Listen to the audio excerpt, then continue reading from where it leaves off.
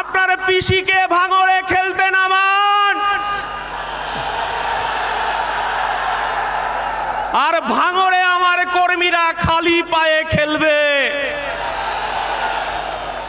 21-এ আপনি ভাঙা পায়ে খেলেছিলেন, আর আমার এই বাংলার 2026-এর রেফারি হবে আমার দলের চেয়ারম্যান, আমার দলের সেনাপতি নওশাদ সিদ্দিকীর হাতে লাল কার্ড থাকবে। যত ফাউল হবে নওশাদ সিদ্দিকী লাল কার্ড দিয়ে মাঠের বাইরে বার করে দেবে। 21-এর আওয়াজ যদি শুনতে পারে মমতা বন্দ্যোপাধ্যায়, আপনি হিজাব পরে বোরকা পরে ইনশাআল্লাহ সুবহানাল্লাহ করে এই বাংলার সংখ্যালঘু আদিবাসী দলিতের অধিকার আপনি চুরি করেছেন। এই বাংলার সংখ্যালঘু মানুষ, সংখ্যালঘু মা, তারা মমতা বন্দ্যোপাধ্যায় 2026-এ তারাও খালি পায়ে খেলবে। তারা আহ্বান করছে, আমার মাটি আমার মা, কবরস্থানের দখল ছাড়ব না। আমার মাটি আমার মা, মসজিদের অধিকার ছাড়ব না। আমার মাটি আমার মা, ঈদগার দখল ছাড়ব না।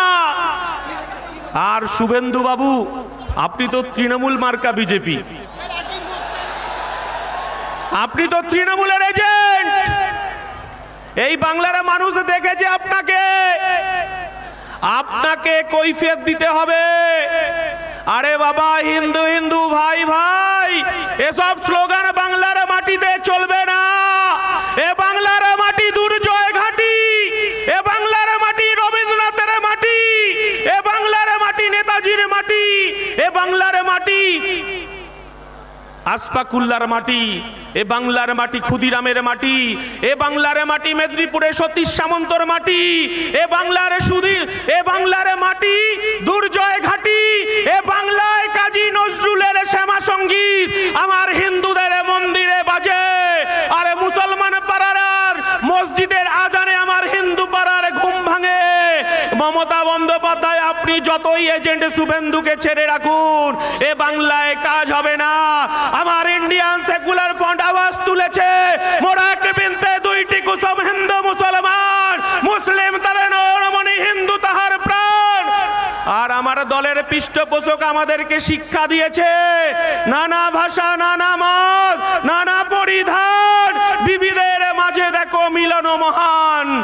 আমার ইন্ডিয়ান সেকুলার ফ্রন্ট বলছে, এই বাংলার আমার হিন্দু মায়েরা, হিন্দু বোনেরা মন্দিরে গিয়ে ঘন্টা বাজিয়ে পুজো করবে, আমার মুসলমান ভাইরা মাথায় টুপি পরে মসজিদে গিয়ে নামাজ পড়বে, আর আমার মতুয়া ভাইরা তারা ডঙ্কা বাজিয়ে হরিচাঁদ গুরুচাঁদের পুজো করবে, আর আমার সাঁওতাল ভাইরা, আমার আদিবাসীরা ভাইরা তারা ডঙ্কা বাজিয়ে টুসু পুজো পুজো করবে, আর জল জমি জঙ্গলের অধিকার নিয়ে রাস্তায় থাকবে, আর আমার খ্রিস্টান ভাইরা গির্জায় গিয়ে প্রার্থনা করবে। আমরা এই সম্প্রীতির বাংলা দেখতে চাই।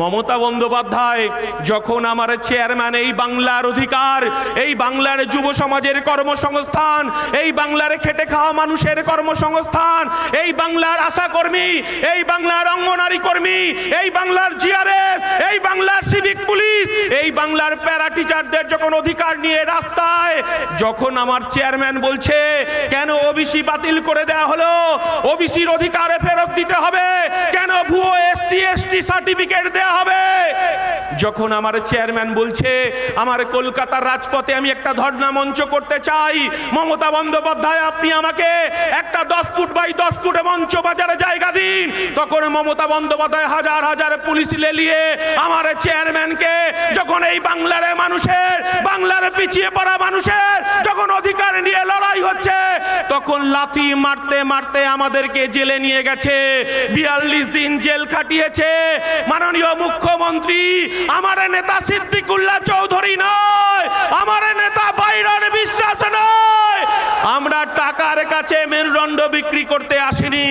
এই বাংলার পিছিয়ে পড়া, এই বাংলার আদিবাসী, এই বাংলার অধিকার প্রতিষ্ঠা করার লক্ষ্যে 2026-এ বোমাগুলি পিস্তলের বিরুদ্ধে আমার দলের সেনাপতিরা খালি পায়ে খেলবে, আর রেফারি করবে আমার নওশাদ সিদ্দিকী।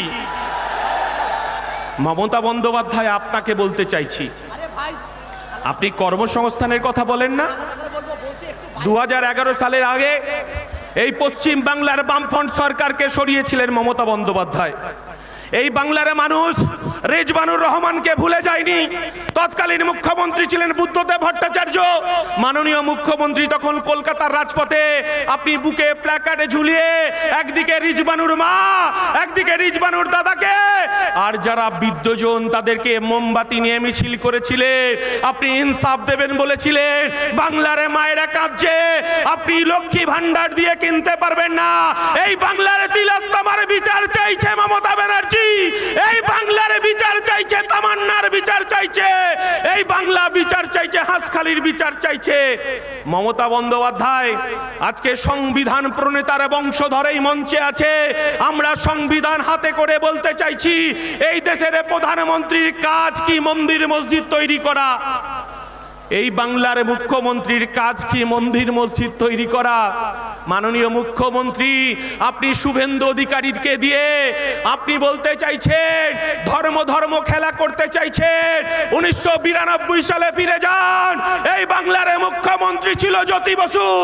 যখন 1992 সালে আমার ভারতবর্ষের স্থাপত্য, ভারতবর্ষের ধর্মনিরপেক্ষতা, এই শুভেন্দু অধিকারীর দল বিজেপি আরএসএস যখন বাবরি মসজিদ ধ্বংস হলো, তখন এই রাজ্যের মুখ্যমন্ত্রী জ্যোতি বসু বলেছিলেন, আমি আমার পুলিশ প্রশাসনকে বলে দিয়েছি এই বাংলায় দাঙ্গাবাজরা কখনো সিপিএম হতে পারে না, এই বাংলার দাঙ্গাবাজরা কংগ্রেস হতে পারে না।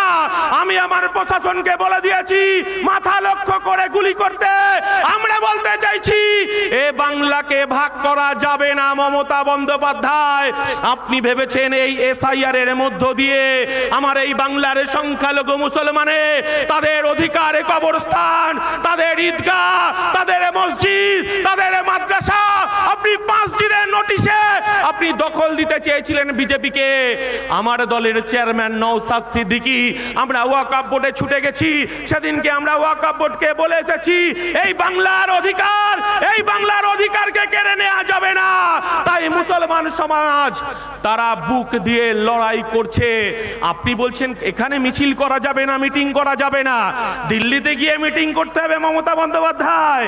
আর আপনি এসআইআর নিয়ে যে কথাটা বলতে চাইছেন, আপনি বলেছিলেন আপনার লাশের উপর দিয়ে এসআইআর হবে, বলেছিলেন তো? বলেছিল না? আপনি কি করলেন? ভাইপোকে বাঁচানোর জন্য 90,000 কর্মচারী আপনি নিয়োগ করলেন। 90,000 কর্মচারী কার? মমতা বন্দ্যোপাধ্যায়ের। বিডিও অফিসে দখলদারি কার? মমতা বন্দ্যোপাধ্যায়ের। বিডিও গুলো কার অধীনে কাজ করছে? মমতা বন্দ্যোপাধ্যায়ের অধীনে কাজ করছে। আর আপনি এখানে হিন্দু মুসলমান ভাগ করতে চাইছেন। একদিন কিছুদিন আগে দেখলাম মমতা বন্দ্যোপাধ্যায় আপনি বলতে চাইছেন মুসলমানদের নাকি জব্দ করার চেষ্টা করছে। আমার নওশাদ সিদ্দিকী বলে দিয়েছে এ লড়াই আমাদের বাঁচার লড়াই, এ লড়াই আমাদের জিততে হবে। আমরা বলতে চাইছি কবরস্থানে আমার বাপ জেঠা কাকারা 300-400 বছর ধরে শুয়ে আছে। আপনি এসআইআর এর নথি সাজাতে চাইছেন। আমার মুসলমান ভাইরা মায়েরা ভয় পায় না, তারা বুক চিতিয়ে লড়াই করছে।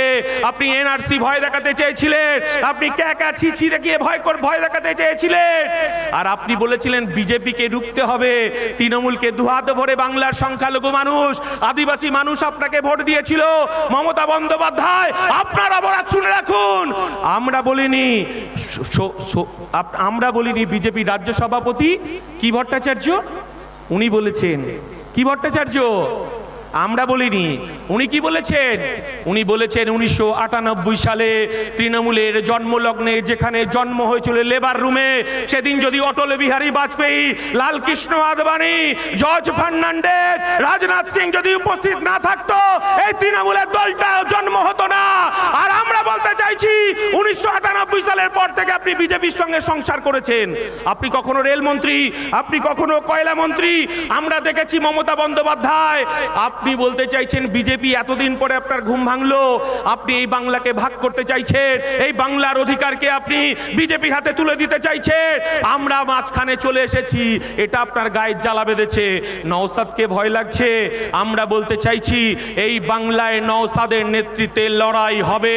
2026-এ আমার 2 ডিজিটের এমএলএ বিধানসভায় যাবে। এই বাংলার গরিব মানুষের তার অধিকার ফিরে পাবে, আদিবাসী দলিত মানুষ তার অধিকার ফিরে পাবে, বাংলার খেটে খাওয়া শ্রমজীবী মানুষ তার অধিকার পাবে। আর পুলিশকে একটা কথা বলতে চাই, ডিএ কিন্তু বাকি আছে। আপনাকেও স্মরণ করিয়ে দিতে চাইছি, এই ডিএর জন্য লড়াই করছে আমার নওশাদ সিদ্দিকী, শুভেন্দু অধিকারী নয়। মমতা বন্দ্যোপাধ্যায়ের ভয় 77-এ নয়, মমতা বন্দ্যোপাধ্যায়ের ভয় 1 নম্বর ভাঙড়ে। তাই মমতা বন্দ্যোপাধ্যায় আপনি আগুন নিয়ে খেলবেন না। তাই একটা কথা বলে আমি শেষ করব, সবাই খুব সংক্ষেপে।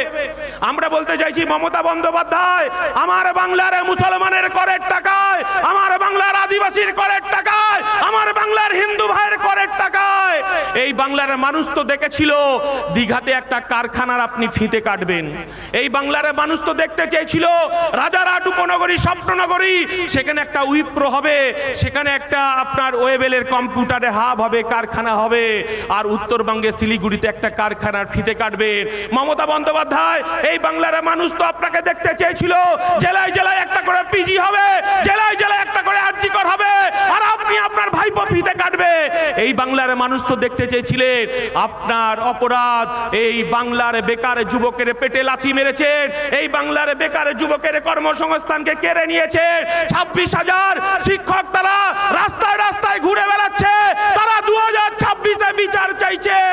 মমতা বন্দ্যোপাধ্যায় আপনাকে স্মরণ করে দিতে চাই, আপনি হিজাব পরুন, বোরখা পরুক, ইনশাআল্লাহ সুবহানাল্লাহ করুন। এই বাংলার খেটে খাওয়া মানুষের করের টাকায় এই বাংলার মানুষ দুর্গা মন্দির দেখতে চায় না, জগন্নাথ মন্দির দেখতে চায় না, শিলিগুড়িতে মহাকালের মন্দির দেখতে চায় না। এরা দেখতে চায় কলকারখানার উদ্বোধন হবে, বেকার যুবকের চাকরি হবে, খেটে খাওয়া মানুষের চাকরি হবে। তাই এ কথা বলি, আপনাকে স্মরণ করে দিতে চাই, এ বাংলার কাজী নজরুলের শ্যামা সঙ্গীত আমার মন্দিরে বাজে, আর মুসলমান পাড়ায় মসজিদের আজানে আমার হিন্দু পাড়ার ঘুম ভাঙে, এখানে কেউ ভাঙতে পারবে না। এই কথা বলে সকলকে সংগ্রামী অভিনন্দন জানিয়ে এই বাংলার বুথে বুথে লড়াই হবে, তৃণমূলের বিরুদ্ধে লড়াই হবে, বিজেপির সাম্প্রদায়িকের বিরুদ্ধে লড়াই হবে। আসলে যাহাই বিজেপি তাহাই তৃণমূল, যাহাই তৃণমূল তাহাই বিজেপি। লড়াই হবে সিয়ানে সিয়ানে। মমতা ব্যানার্জি বোমাগুলির পিস্তলের বিরুদ্ধে আমার নওশাদের নেতৃত্বে খালি পায়ে বুথে বুথে খেলা হবে। এই কথা বলে সবাইকে সংগ্রামী অভিনন্দন জানিয়ে আমার বক্তব্য শেষ করছি। ইনকলাব জিন্দাবাদ, ইন্ডিয়ান সেকুলার ফ্রন্ট জিন্দাবাদ, নওশাদ সিদ্দিকী জিন্দাবাদ, বাংলার ঐক্য জিন্দাবাদ। নমস্কার, সবাই মাথা ঠান্ডা করে বাড়ি ফিরবেন। আর একটা কথা একটুখানি বলবো, সেটা হচ্ছে পুলিশ যদি তৃণমূলের দালালি করে, পুলিশের বিরুদ্ধেও এফআইআর হবে, এমএলএ আপনার ইমেলে এফআইআর হবে। আর 5 টাকার কলম দিয়ে আমার নওশাদ সিদ্দিকী আমার পার্টি বুঝে নেবে হাইকোর্টে, সুপ্রিম কোর্টে। এই কথা বলে সকলকে সংগ্রামী অভিনন্দন জানিয়ে যে আপনাদেরকে বক্তব্য শেষ করছি।